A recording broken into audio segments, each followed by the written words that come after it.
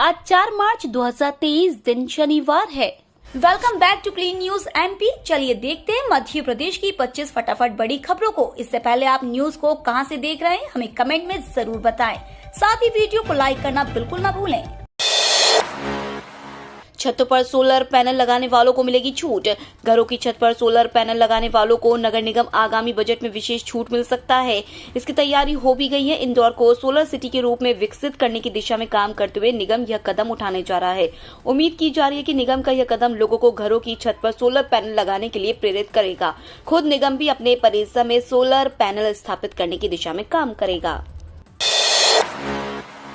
6 मार्च को प्रदेश भर में यातायात व्यवस्था की कमान संभालेंगी महिला पुलिसकर्मी। महिला दिवस के उपलक्ष्य में 6 मार्च को प्रदेश भर में महिला पुलिसकर्मी यातायात व्यवस्था संभालेंगी। इसका उद्देश्य महिलाओं के आत्मसम्मान और आत्मविश्वास को बढ़ाना है। वहीं प्रदेश में यातायात जागरूकता को लेकर इसी दिन कार्यक्रम आयोजित होंगे। उल्लेखनीय है कि हर वर्ष 8 मार्च को विश्व महिला दिवस मनाया जाता है, लेकिन इस वर्ष महिला दिवस के दिन ही होली होने के कारण 6 मार्च को यातायात विभाग द्वारा यह पहल की जाएगी। मध्य प्रदेश की राजधानी भोपाल के साथ ही इंदौर, ग्वालियर, जबलपुर, उज्जैन और प्रदेश के अन्य शहरों में उपलब्ध पुलिस बल की सहायता से उत्तम गणवेश में महिला अधिकारी एवं कर्मचारी यातायात नियंत्रण के कार्य को संचालित करेंगी। प्रदेश के शहरों के सभी चौराहों पर महिला पुलिसकर्मियों की ड्यूटी ही लगाई जाएगी। इस संबंध में पुलिस महानिदेशक के माध्यम से निर्देश जारी किए गए हैं। उम्मीदवारों के लिए अच्छी खबर, 342 पदों पर होगी भर्ती। 20 अप्रैल से शुरू होंगे आवेदन। एमपीपीएससी के उम्मीदवारों के लिए महत्वपूर्ण सूचना है। दरअसल उम्मीदवारों की भर्ती के लिए नोटिफिकेशन जारी किया गया है। ऐसे उम्मीदवार जो आवेदन करने के लिए इच्छुक है 20 अप्रैल से इन पदों पर भर्ती के लिए आवेदन शुरू कर सकते हैं। मध्य प्रदेश लोक सेवा आयोग द्वारा लाइब्रेरियन के पदों पर भर्ती के लिए नोटिफिकेशन जारी किया गया है। रिक्त पदों पर आवेदन के लिए इच्छुक उम्मीदवार एमपीपीएससी की ऑफिशियल वेबसाइट पर जाकर इसे अप्लाई कर सकते हैं। एमपीपीएससी भर्ती के लिए कुल 255 पदों को भरा जाना है। एमपी के किसी भी स्कूल को A+ ग्रेड नहीं। मध्य प्रदेश के 1ली से 8वीं तक के 1 लाख सरकारी स्कूलों में से किसी भी स्कूल को A+ ग्रेड नहीं मिला है। राज्य शिक्षा केंद्र की तरफ से जारी रिपोर्ट में यह जानकारी सामने आई है। रिपोर्ट में छात्रों के स्वास्थ्य, मध्याह्न भोजन की गुणवत्ता, नियमितीकरण व विद्यार्थियों के सामान्य ज्ञान जैसे पैरामीटर नहीं जोड़े गए। इस पर आपत्ति भी जताई गई है। भोपाल दूसरी तिमाही में 51 से 29वें स्थान पर पहुंच गया है। माफियाओं की कमर तोड़ने के मामले में मामा ने सीएम योगी को छोड़ा पीछे। प्रयागराज में उमेश पाल हत्याकांड सामने आने के बाद आरोपी अतीक अहमद के गुर्गों के मकान पर बुलडोजर चल रहे हैं।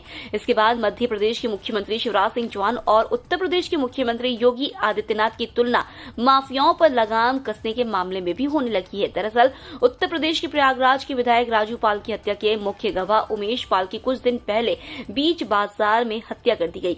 इस हत्याकांड के बाद आरोपियों और उनके समर्थकों पर लगातार गाज गिर रही है। योगी आदित्यनाथ का बुलडोजर लगातार आरोपियों के मकानों को जमींदोज कर रहा है। इसी कार्रवाई को लेकर अब मध्य प्रदेश के मुख्यमंत्री शिवराज सिंह चौहान की तुलना उत्तर प्रदेश के मुख्यमंत्री योगी आदित्यनाथ से लगातार हो रही है। 5 मार्च को लॉन्च होगी ये बड़ी योजना। सीएम शिवराज ने लाडली बहना योजना को लॉन्च करने की घोषणा कर दी है। 5 मार्च को भोपाल में आयोजित एक राज्य स्तरीय कार्यक्रम में इस योजना की लॉन्चिंग की जाएगी।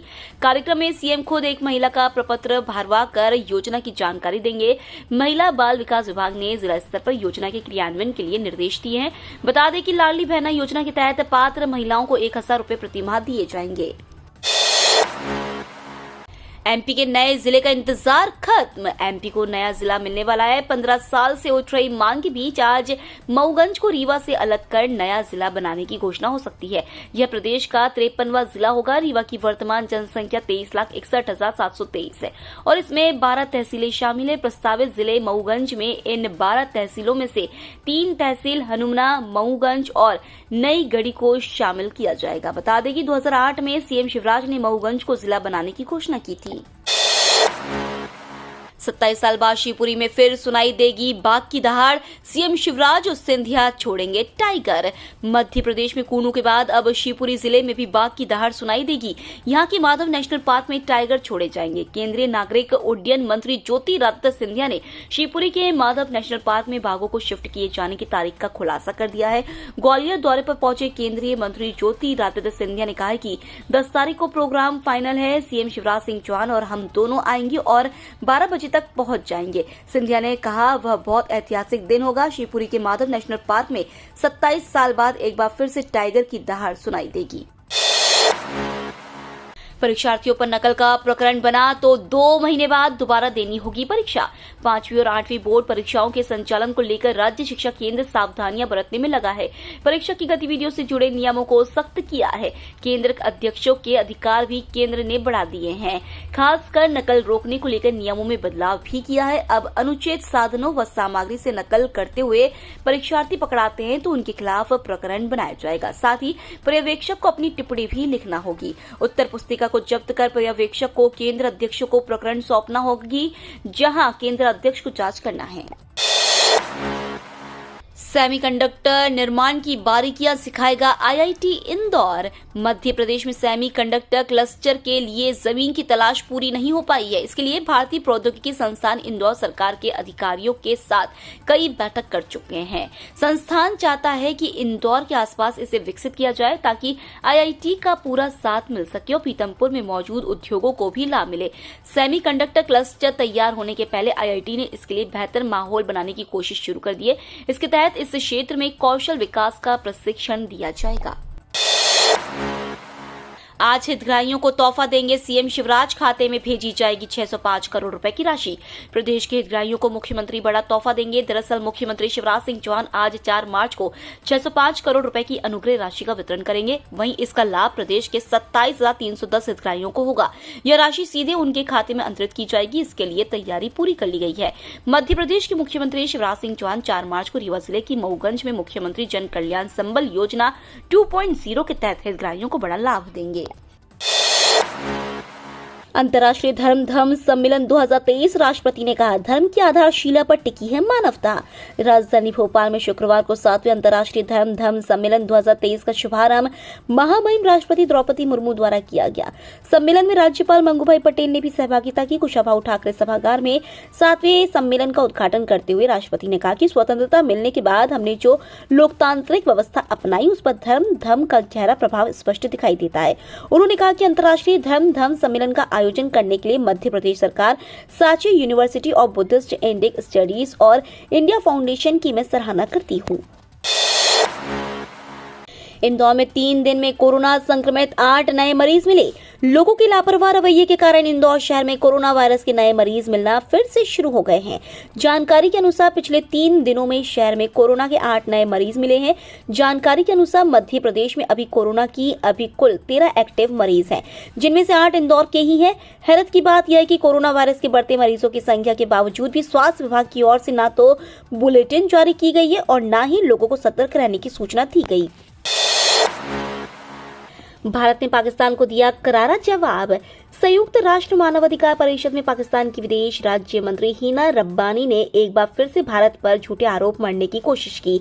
उनके आरोपों पर भारत ने जवाब दिया। जिनेवा में भारतीय राजनयिका सीमा पुजानी ने पाकिस्तान को आतंकवाद फैलाने वाला देश बताया। पुजानी ने कहा कि पाकिस्तान के प्रतिनिधि ने एक बार फिर भारत के खिलाफ अपने दुर्भावनापूर्ण प्रचार के लिए इस प्रतिष्ठित मंच का दुरुपयोग किया है।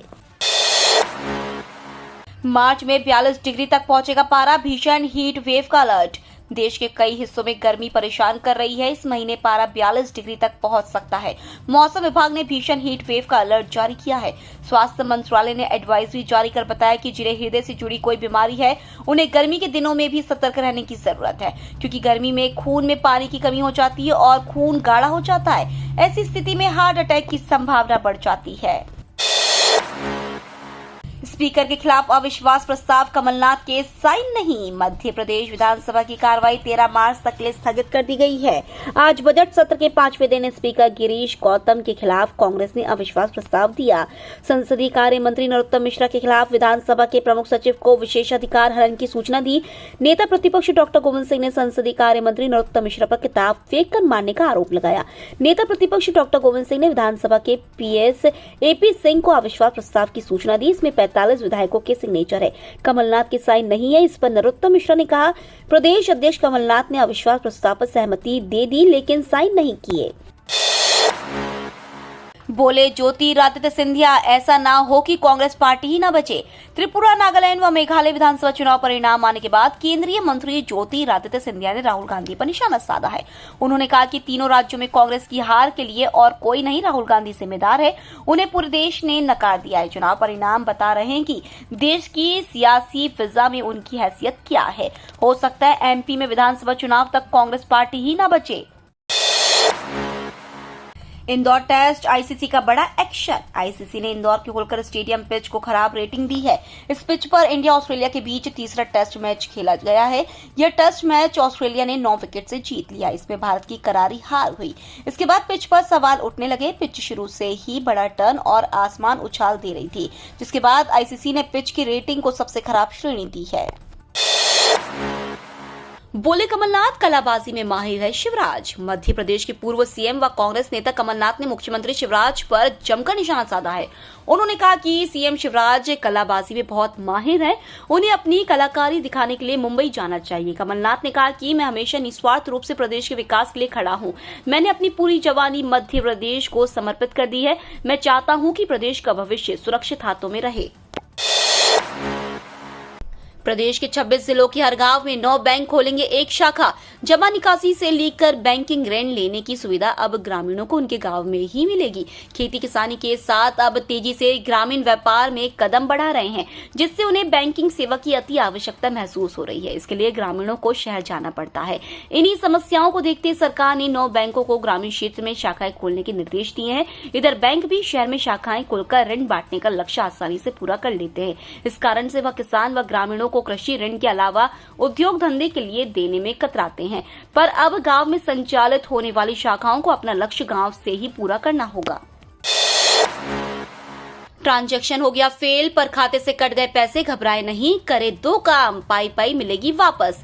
यूपीआई पेमेंट करने पर ट्रांजैक्शन फेल होने पर भी अकाउंट से पैसे कट जाना। भारतीय स्टेट बैंक ग्राहकों के साथ भी यह समस्या आती है।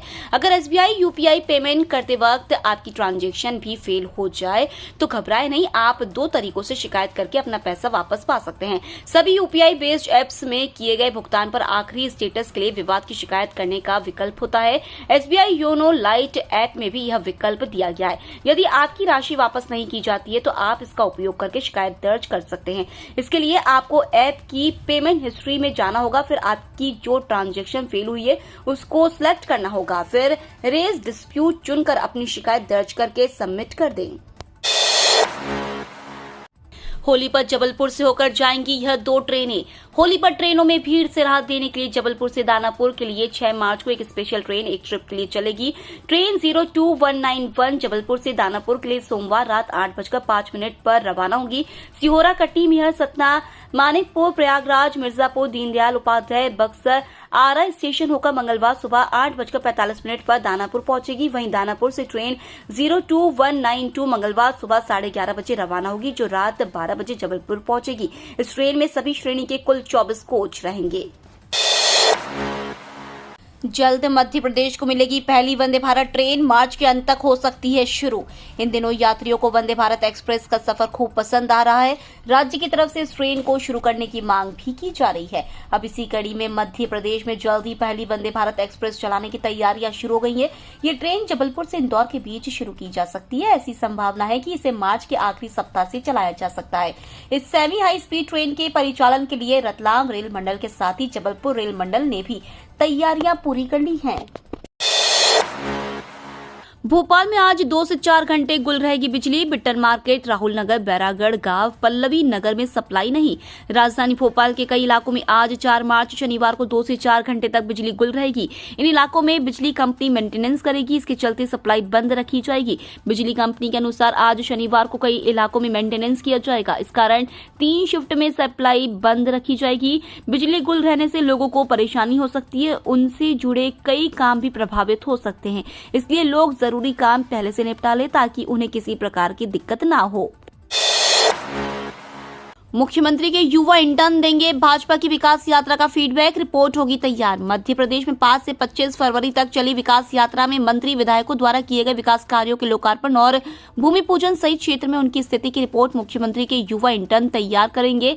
अटल बिहारी वाजपेयी सुशासन एवं नीति विश्लेषण संस्थान इसका फीडबैक लेगा और एक रिपोर्ट बनाकर मुख्यमंत्री को इससे अवगत कराया जाएगा। क्षेत्र में सरकार के जनप्रतिनिधियों की नकारात्मक और सकारात्मक स्थिति की रिपोर्ट भी बनाई जाएगी। इसके लिए मुख्यमंत्री के युवा इंटर्न को एक फॉर्मेट दिया गया है। इसी फॉर्मेट के आधार पर जानकारी एकत्रित कर सरकार को सौंपी जाएगी। ये तो थी आज की 25 फटाफट बड़ी खबरें। अगर आपको न्यूज पसंद आई हो तो चैनल को सब्सक्राइब करना ना भूले। धन्यवाद।